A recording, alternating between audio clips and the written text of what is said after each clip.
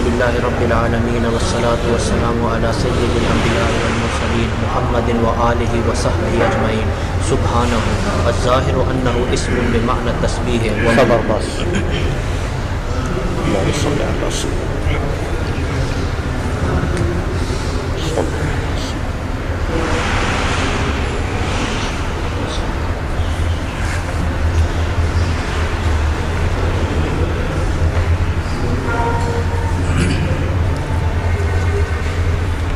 یہ باقی تو وہ تسمیہ اور حمد اور صلاۃ و سلام یہ لے آئے ہیں اور ان کی وجوہ آپ پڑھ چکے ہیں. لہذا وصحبہ اجمعین تک تو پھر یہ تو آپ جانتے ہیں. اب اس میں چونکہ یہ سلم کی شرح ہے،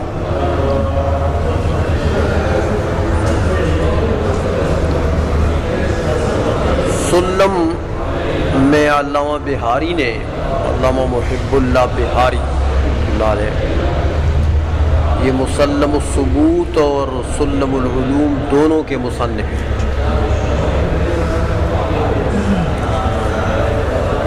تو سلم میں علامہ بہاری رحمۃ اللہ علیہ نے جب بسم اللہ کے بعد کتاب شروع کی تو فرمایا سبحانہ،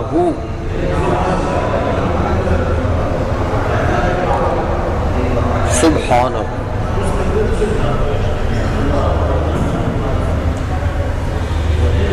اب یہ سبحانہ جو ہے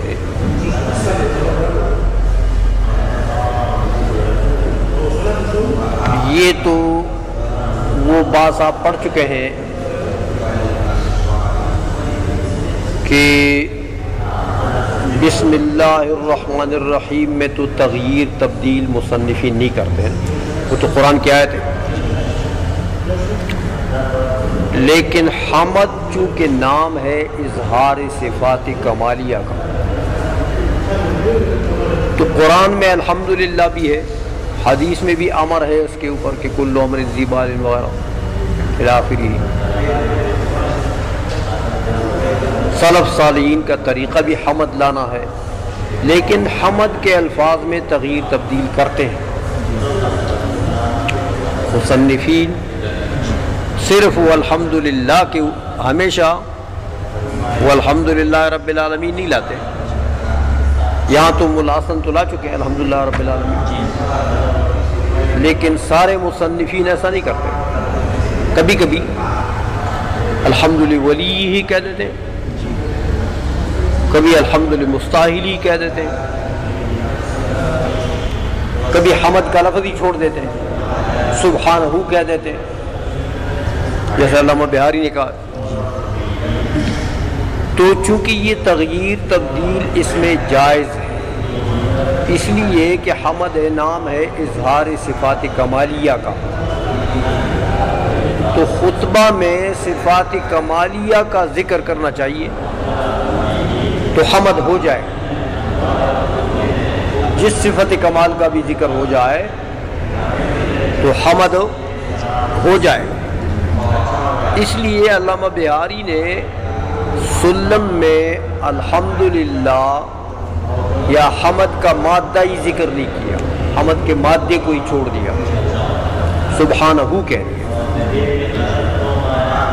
یہ اظہار صفات کمالیہ ہے، اس لیے حمد تو ہو گیا، لہذا کتاب اللہ کا بھی اتباع ہو گیا، حدیث پر بھی عمل ہو گیا، سلف صالحین کا اتباع بھی ہو گیا.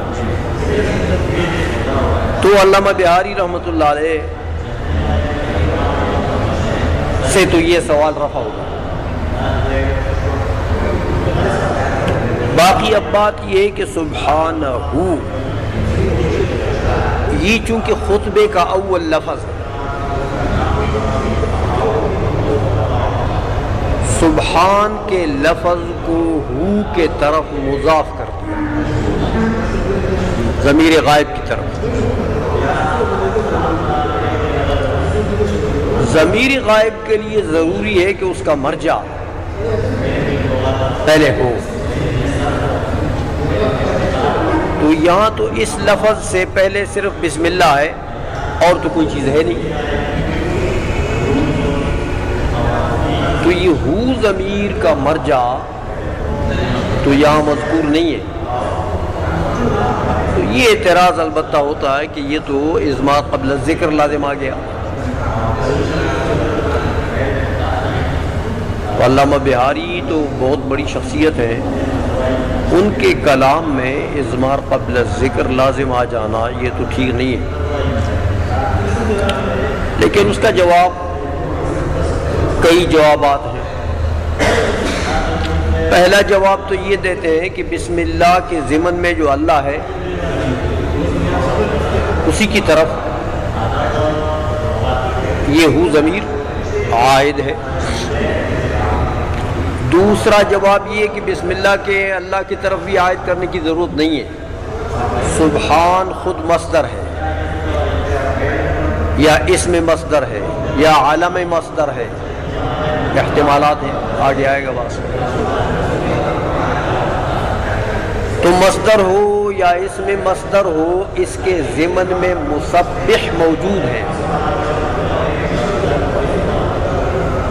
ہاں تو مسبح کی طرف ضمیر عائد ہے، لیکن مسبح بمعنی وہ نہیں، تسبیح کرنے والا نہیں، جو وہ پڑھنے والا۔ علامہ بہاری خود اپنا ذات مراد نہیں لیتا، مسبح بمعنی صاحب ماخذ، جو صاحب تسبیح ہے، صاحب تنزیہ ہے، مراد اللہ ہے۔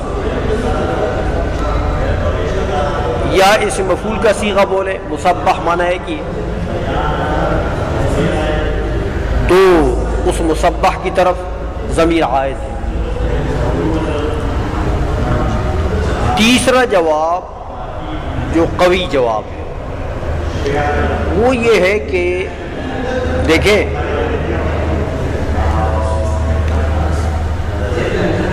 کلام میں اضمار قبل الذکر کے لیے، اضمار قبل الذکر بے شک جائز نہیں ہے، اور ضمیر غائب کے لیے مرجع کا ہونا ضروری ہے، لیکن مرجع کا ذکر صریح ہی تو ضروری نہیں ہے، ضمنی بھی کافی ہے۔ جیسے میں نے کہا کہ سبحان کے ضمن میں، تو ضمنی بھی کافی ہے، اور اشارتاً اور کنایتاً ذکر ہو تو وہ بھی کافی ہے۔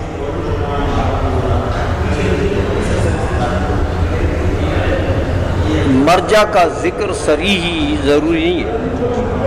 یہ تین طریقے ہیں، لیکن یہ کس ضمیر کے لیے ہے؟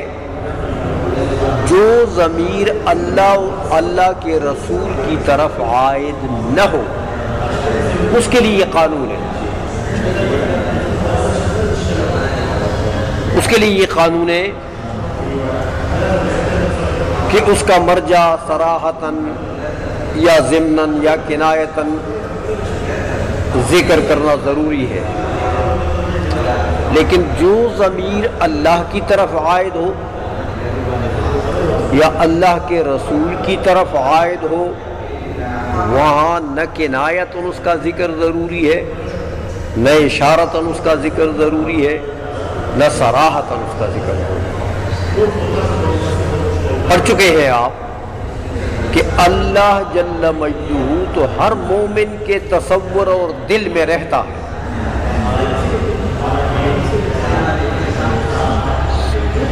امام شافعی رحمۃ اللہ علیہ جو فرماتے ہیں کہ اگر عمدن بھی تسمیہ چھوڑ دیا ذبح کے اوپر تو بھی ذبیحہ حلال ہے،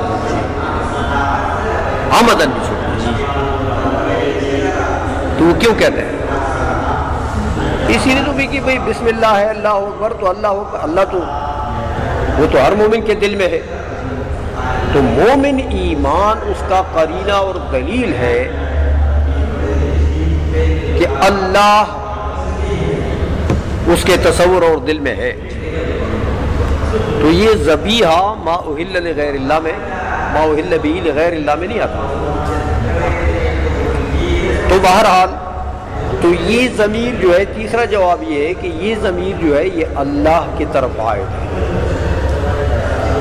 تو علامہ بہاری نے خطبے میں سب سے پہلا لفظ جو بولا اس کا مضاف الیہ ضمیر بنا دیا اور ضمیر اللہ کی طرف عائد ہے، لہذا یہاں کے مرجع کے ذکر کی ضرورت ہے ہی نہیں. اللہ جل مجدہ ہر کسی کے دل میں ہے، ہر کسی کے تصور میں ہے. جب سبحانہ بولے گا تو اللہ ہی آئے گا. چوتھا جواب یہ ہے کہ دیکھو سبحان کے لفظ کو مضاف کر دیا ہو کی طرف.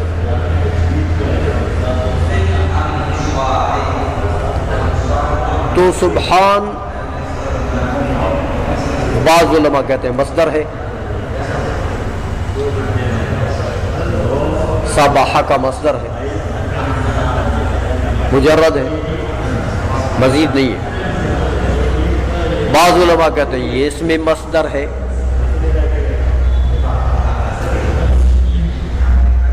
بعض علماء کہتے ہیں یہ عالم مصدر ہے. جو بھی ہے، لیکن اس کا معنی کیا ہے؟ تنزیہ.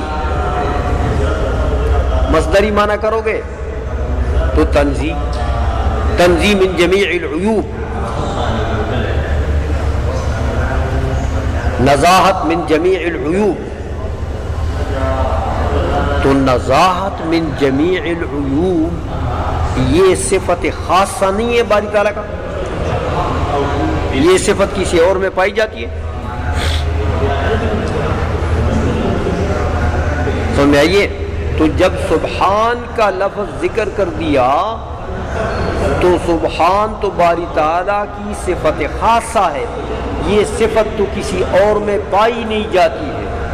تو ہو کے ضمیر میں اگر اجمال بھی ہے، وہ اجمال جو ہے وہ اس سبحان کے لفظ کے ملنے سے ختم ہو جاتا کہ یہ صفت خاص ہے کس کے ساتھ؟ اللہ تعالیٰ کے ساتھ. تو پتہ لگا کہ ضمیر عائد ہے کس کی طرف؟ اللہ کی طرف. اگر یہ صفت کسی اور میں پائے جا سکتی ہوتی تو پھر اعتراض ہوتا. اگر یہ صفت کوئی صفت مشترکہ ہوتی دو چار بندوں یا دو چار مخلوق میں، خالق و مخلوق میں، دو چار چیزوں میں، تو پھر سبحانہ ہو کی ضمیر کا مرجع متعین کرنا ضروری تھا. لیکن یہ صفت مشترکہ ہے نہیں، یہ تو باری تعالیٰ کی صفت خاصہ ہے. جب صفت خاصہ ہو گئی تو پتہ لگا کہ اس کا مضاف الیہ بھی وہی مراد ہے جہاں سبحان کا لفظ معنی پایا جاتا ہے. مضاف کا معنی جہاں متحقق ہو سکتا ہے وہ وہی ہے، وہ وہی ہے جہاں سبحان کا معنی متحقق ہو سکتا ہے. اور جہاں سبحان کا معنی متحقق نہیں ہو سکتا وہ ہو کا مضاف الیہ وہ سبحان کے لیے مضاف الیہ بن سکتا نہیں. سمجھ میں آ گئی ہے؟ اس لیے سبحان کا لفظ دلیل ہے اس پر کہ ہو جو ہے یہ راجع ہے اللہ کی طرف. مرجع اس کا اللہ جل مجدہ. اتنی بات سمجھ گئے ہو؟ یہ تو ہو کے ضمیر کی بات ہے. اب سبحان کا جو لفظ ہے وہ پیر نہیں پڑھتا، یہ نہیں پڑھتا. سبحان کا جو لفظ ہے اس لفظ میں نے آپ کو بتا دیا کہ بعض علماء نے یہ فرمایا کہ یہ مجرد ہے، فعلان کے وزن پر یہ مصدر ہے، فعل مجرد کا، مجرد فعل جو اس کا ہے وہ صبح ہے، صبح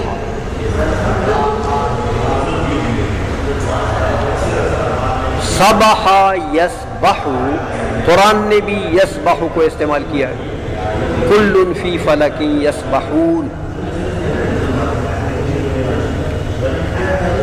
تو مجرد کا جو ماضی ہے صبح،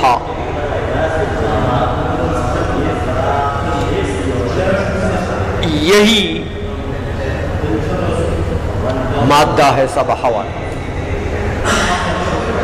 اور صبحا و سبحانا یہ مصدر آتے ہیں اس کے، صبح یسبح صبحا و سبحانا۔ محقق سندیلی نے تو اسی کو ترجیح دی، وہ فرماتے ہیں کہ یہ مجرد ہے، اس کا فعل صبح، اور یہ مصدر ہے صبح کا۔ صبح کے معنی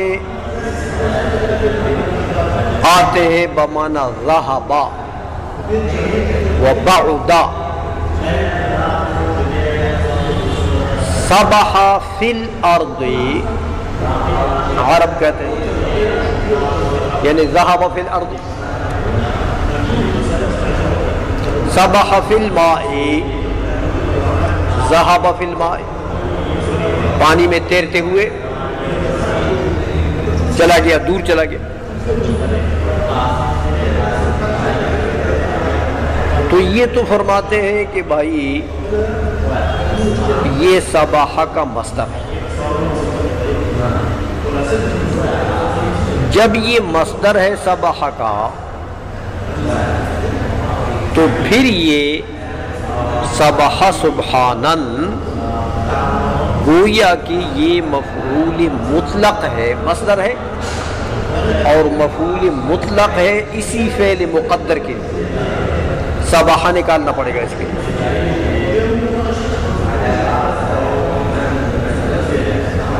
کیسے بنے گی ترکیب؟ فرماتے ہیں کہ ہو ضمیر کا جو مرجع ہو تو اللہ ہے، تو ترکیب یوں بنے گی کہ سبح اللہ سبحانن، سبح اللہ سبحانن، سبحانہ کیسے بنا؟ سبح اللہ، ہو ضمیر کا مرجع نکالو، لفظ اللہ، وہ فاعل بناؤ سبح کے لیے، اور یہ سبحانن جو ہے یہ اس کے لیے مصدر ہے، مفعول مطلق ہے۔ یہ ترکیب بن جائے گی اس قول پر کہ جب یہ مصدر بنے۔ اب اس پر اعتراض ہوتا ہے کہ ترکیب تو تم نے بنا دی ہے لیکن معنی غلط ہے، یہ جو ترکیب تم نے بنائی ہے اس کا تو معنی یہ ہوا کہ سبح اللہ سبحانن فی الارض، اللہ جل مجدہ جو وہ زمین میں چلا گیا، سبح کے معنی زمین میں چلا جانا، تو اللہ زمین پر چلتے چلتے چلتے چلتے چلتے دور چلا گیا، تو اللہ تعالیٰ زمین پر چلتا ہے۔ یا پھر کہتے ہیں سبح فی الماء، تو سبح اللہ سبحانہ کا معنی کیا ہوگا کہ اللہ جل مجدہ پانی میں تیرتے تیرتے تیرتے دور چلا گیا، تو اللہ تیرتا ہے، تو یہ تو صفت کمال نہیں ہے، یہ تو پھر صفت نقصان ہو گیا۔ اگر مصدر بناتے ہو تو یہ تو صفت نقصان ہو گیا، تو خطبوں میں تو صفات کمالیہ کا ذکر ہوتا ہے، صفات نقصان کا ذکر نہیں ہوتا۔ تو محقق سندیلی کی تحقیق کے اوپر یہ اعتراض ہوتا ہے کہ بھئی یہ تو معنی خراب ہو گیا، سمجھ میں آ گئی بات ہو، یہ اعتراض ہو۔ لیکن وہ جواب دیتے ہیں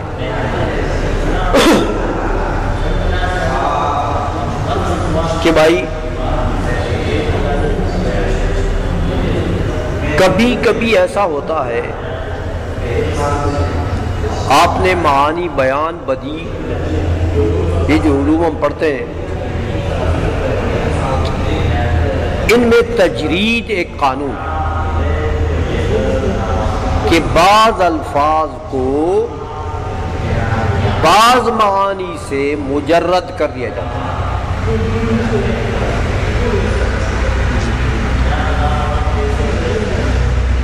تو یہ کلام جو محقق سندیلی بناتے ہیں، علامہ بہاری کا یہ کلام، وہ فرماتے ہیں کہ یہاں یہ مراد نہیں ہے، یہ ترجمہ مراد نہیں کہ اللہ زمین پر چلتے چلتے دور چلا گیا، پانی میں تیرتے تیرتے دور چلا گیا، یہ نہیں مراد، یہ معنی نہیں۔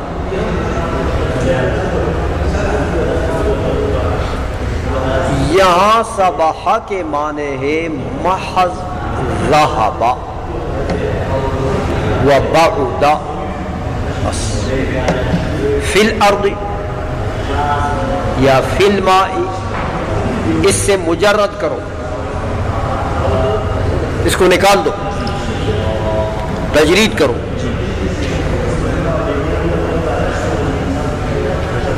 تو سبح اللہ سبحانن کے معنی کیا ہوئے؟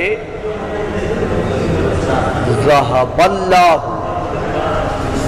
ذہب اللہ ذہابا،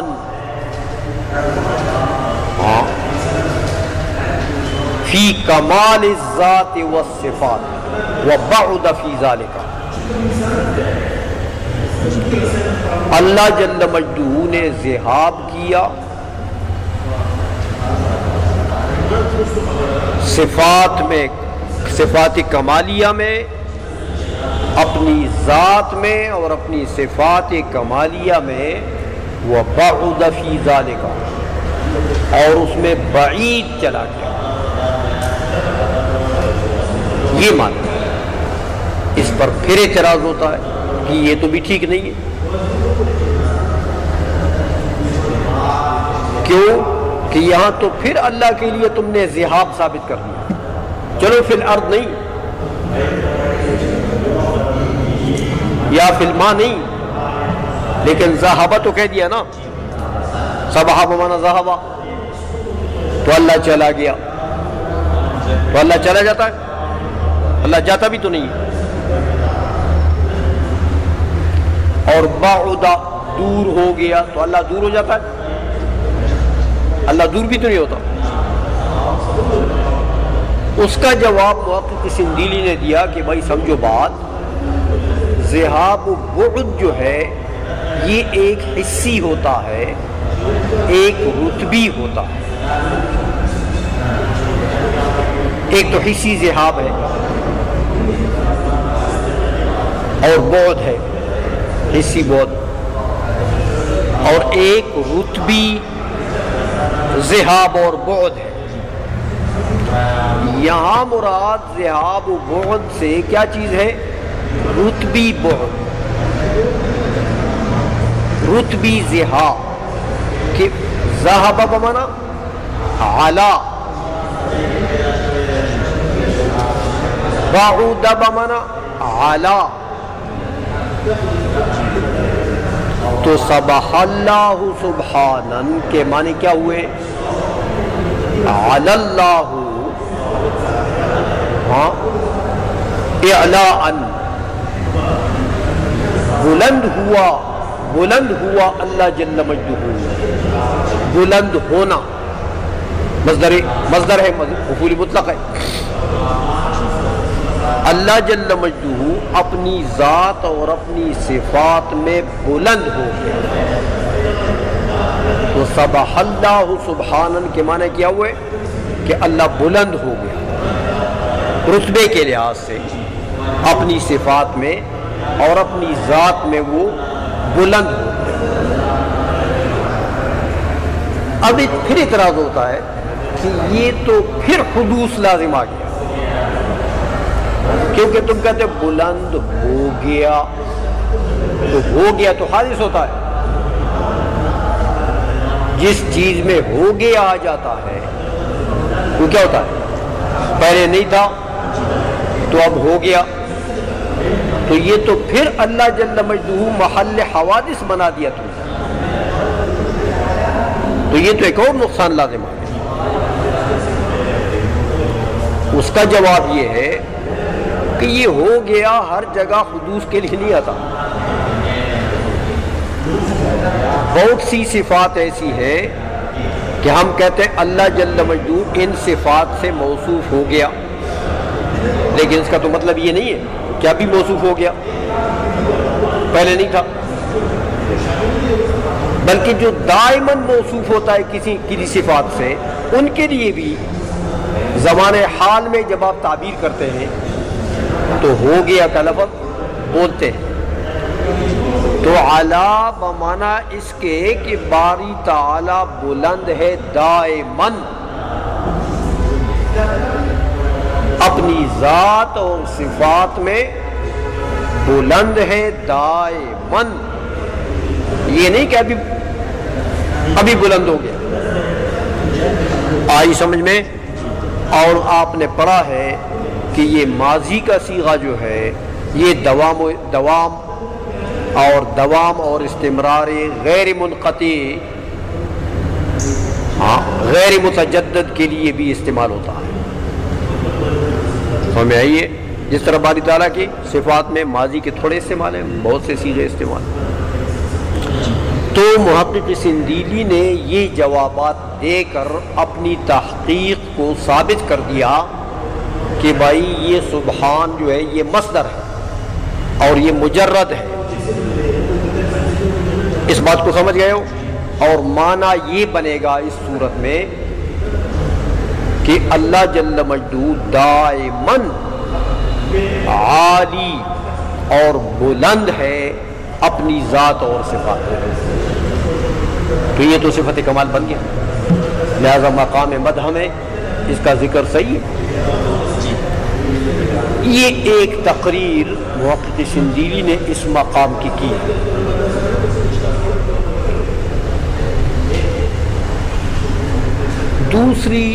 دوسرا احتمال جو ہے وہ علامہ رامپوری نے یہاں ذکر کیا ہے، وہ فرماتے ہیں کہ یہ مصدر نہیں ہے بلکہ یہ عالم مصدر ہے، مصدر نہیں ہے، مصدر کے لیے علم ہے، جیسے زید کی ذات کے لیے زید کا یہ لفظ علم ہے۔ فرماتے یہ سبحان کا لفظ ہے نا، یہ مصدر کے لیے علم ہے، مصدر ہے تسبیح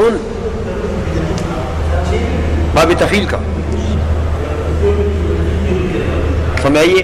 تو تسبیح مصدر ہے اور اس مصدر کے لیے سبحان کا لفظ کیا ہے؟ علم ہے، علم۔ اب اس کے اوپر اعتراض ہوتا ہے علامہ رامپوری کے اس قول پر کہ بھائی اعلام جو ہے یہ تو معارف ہے نا، اعلام کیا ہیں؟ معارف، یہ تو معرفہ ہیں، تو معرفہ مضاف ہوتا ہے، علم مضاف ہو جاتا ہے، تو یہاں تو یہ مضاف ہے سبحانہ، تو یہ اضافت دلیل ہے کہ یہ علم نہیں ہے۔ یہ ایک اعتراض ہوتا ہے علامہ رامپوری کے قول پر کہ تم کہتے ہو یہ عالم ہے حالانکہ یہ تو مضاف ہے، لیکن اس کا انہوں نے جواب دیا کہ میرے بھائی اعلام بھی کبھی کبھی مضاف ہو جاتے ہیں، اعلام بھی کبھی کبھی مضاف ہو جاتے ہیں۔ دیکھیں کبھی ایسا ہوتا ہے، ابھی جو میں نے تجرید کی بات کی ہے کہ علم سے وہ معنی عالمی کی تجرید کی جاتی ہے، تو جب عالمی معنی سے مجرد ہو گیا تو اب تو عام لفظ رہ گیا، اب تو معرفہ نہیں رہا، لہذا اب اس کی اضافت جائز ہے۔ جس طرح دیکھو تم کہتے ہو مررت بأحمدکم، مررت بأحمدکم، حالانکہ احمد جو ہے یہ تو علم ہے، لیکن کم کی طرف مضاف کر دیا گیا کہ نہیں؟ کیوں؟ اس لیے کہ معنی عالمی سے مجرد کر دیا گیا، تو جب معنی عالمی سے مجرد کر دیا گیا تو معنی اور رکاوٹ اضافت میں کیا چیز تھی؟ وہی عالمی معنی، تو اب نہ رہا، لہذا اب اضافت جائز ہے۔ دوسرا جواب انہوں نے یہ دیا علامہ رامپوری نے کہ بھائی اعلام مضاف ہو جاتے ہیں، کب؟ کبھی ایسا ہوتا ہے کہ لفظ علم ہے، استعمال میں وہ علم ہے، لیکن مراد اس سے مسمى بہ مراد لیا جاتا ہے، مسمى بہ۔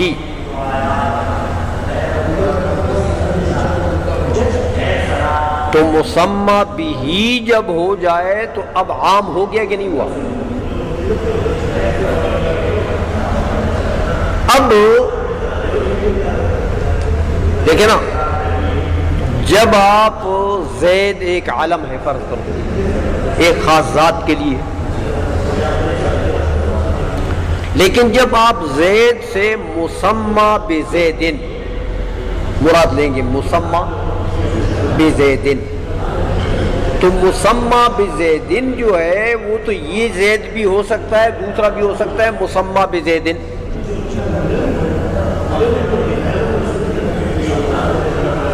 سمجھئے؟ تو جب مسمى بزیدن آپ لیں گے تو عالمیت تو پھر ختم ہو گئی ہے، سمجھئے؟ لہذا پھر بھی اس کی اضافت ہو جائز ہے، کیونکہ اب عام ہو گیا۔ تو علامہ رامپوری نے کہا کہ اعلام، میں کہتا ہوں کہ یہ عالم ہے، سبحان کیا ہے؟ یہ عالم مصدر ہے۔ تمہارا یہ اعتراض کہ اعلام مضاف نہیں ہوتے، یہ ٹھیک نہیں ہے، اعلام مضاف ہو سکتے ہیں اور اس کے اضافت کا یہ طریقہ ہے۔ تو یہاں یہ اس لیے مضاف ہے کہ وہ یا کہ تجرید ہوئی ہے عالمیت سے، یا وہ مسمى بزید وہ مراد لیا گیا ہے، تو اس لیے یہ وہ ہے کہ مضاف کر دیا ہے عالم مصدر۔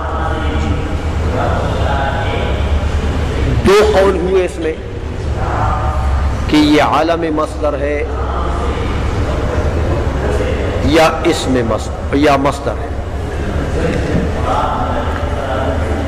یہ ایک بات یاد رکھیں کہ سبحان کا لفظ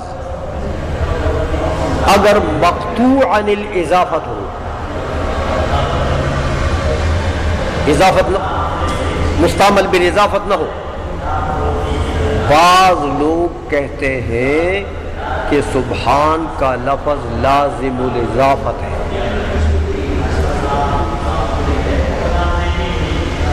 لیکن یہ بات غلط ہے، لازم الاضافت نہیں ہے۔ ہاں استعمال میں کثیر الاضافت ہے، استعمال میں کثیر الاضافت ہے، لیکن لازم الاضافت نہیں ہے۔ بدون اضافت کے بھی یہی سبحان کا لفظ جو ہے یہ استعمال ہوتا ہے۔ اور وہ ایک شعر ہے کہ سبحانہ من علقمۃ الفاخری، سبحانہ من علقمۃ الفاخری، کئی مقامات پر. تو بہرحال کثیر الاضافت ہے استعمال میں، لیکن لازم الاضافت نہیں ہے. اس لیے جب یہ مقطوع عن الاضافت ہو تو اس وقت یہ علم بدون کسی اعتراض کے بن سکتا ہے. جب مقطوع عن الاضافت پھر تو کوئی اعتراض نہیں ہے نا. اور جب اضافت ہو جیسے یہاں پر ہے تو اس پر پھر اگر علم بناؤ گے تو یہ اعتراضات ہوں گے اور یہ جوابات ہیں اس میں. آئی سمجھ میں؟ اچھا، یہ دو تقریریں تو اس کی ہو گئی ہیں. ایک یہ کہ یہ مصدر ہے، دوسری علامہ رامپوری کی کہ یہ عالم مصدر.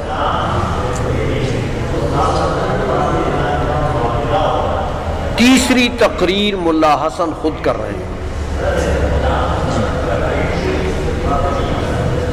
فرماتے الراجح الظاہر بمانا الراجح.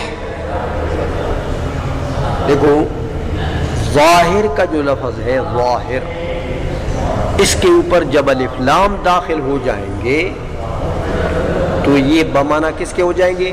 الراجح. یہ فقہ کی کتابوں میں یہ لفظ بہت آئے، اور یہ قاعدہ یاد رکھیں کہ جب ظاہر کے لفظ پر الف لام داخل ہو جائیں تو معنی کیا ہوتا ہے؟ الراجح. اس لیے ملا حسن جو ہے رحمہ اللہ وہ اپنی تحقیق بتاتے ہیں اس کے متعلق. فرماتے ہیں میرے نزدیک راجح قول یہ ہے. احتمالات تو ہیں، وہ تو میں نے آپ کو بتا دیے،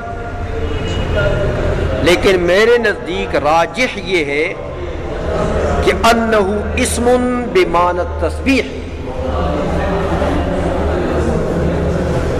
کہ بھائی یہ اسم مصدر ہے. ملا حسن کیا کہتے ہیں؟ اسم مصدر ہے، نہ مصدر ہے نہ علم مصدر ہے. کیا چیز ہے؟ اسم مصدر ہے.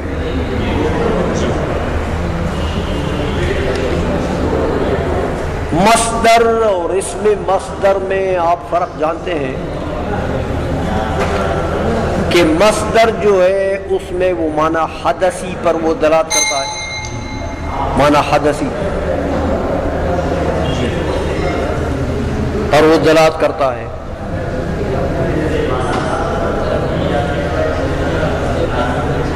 اور وہ مصدر جو ہے وہ ماخذ اشتقاق ہوتا ہے، یعنی وہ باقی صیغے اس سے بنتے ہیں، ماخذ اشتقاق ہے. اسم مصدر جو ہے اس کا معنی تو حدثی ہوتا ہے کیونکہ وہ نام ہے اس مصدر کا، تو مصدر تو حدث ہے. تو اسم مصدر جو ہے اس میں وہ حدثی معنی پر اس کی دلالت تو ہے، لیکن وہ ماخذ اشتقاق نہیں ہے. جیسے مصدر ماخذ اشتقاق ہوتا ہے، اس سے صیغے نکلتے ہیں نا باقی، تو اسم مصدر سے صیغے نہیں نکلتے، وہ ماخذ اشتقاق نہیں ہوتا. یہ فرق ہے دونوں میں. تو ملا حسن رحمۃ اللہ علیہ فرماتے ہیں کہ میرے نزدیک راجح بات یہ ہے کہ یہ اسم مصدر ہے. مصدر کیا چیز ہے؟ تسبیح. اسم بمعنی التسبیح. مصدر کیا چیز ہے؟ تسبیح. اور یہ اس کا اسم ہے، یہ اس کا اسم ہے.